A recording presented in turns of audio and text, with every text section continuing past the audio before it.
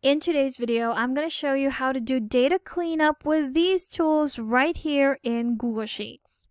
So if you're working on a large set of data and you want to do some data cleanup, and by definition, the data cleanup that we're going to be doing would be to trim out those white spaces within those cells and remove some duplicates.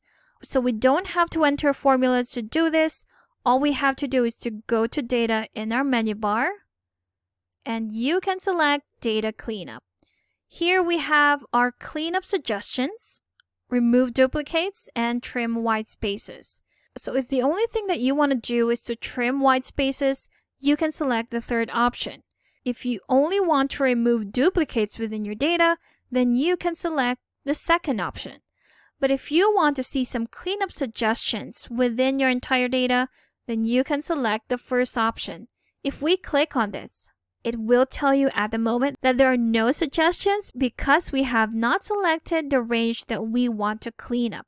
So if I were to close this off and select my data first, then go to data, select data cleanup, and then go to cleanup suggestions. If we click on this, here we have it. So now we have the cleanup suggestions with our duplicate rows and our trim white space. We have those exclamation points on each of these columns that will point out where we have some white spaces present. But first, let's go to our duplicate rows. So you will see that we have our first one, which is in row 10, and our duplicate in row 19. So if we want to remove that, we can just click on remove right here. And there you have it. We've completely removed our duplicates. Next one would be trim white spaces. So we have in A38, cell A38 right there. Tyler Adams, we have a space before the name.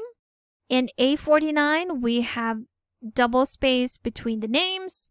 In B11, we have again a space before the text, here after the text, and again before the text.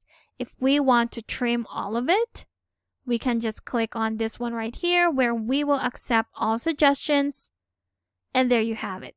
So now we've completely cleaned up our data by removing those duplicates and trimming those white spaces.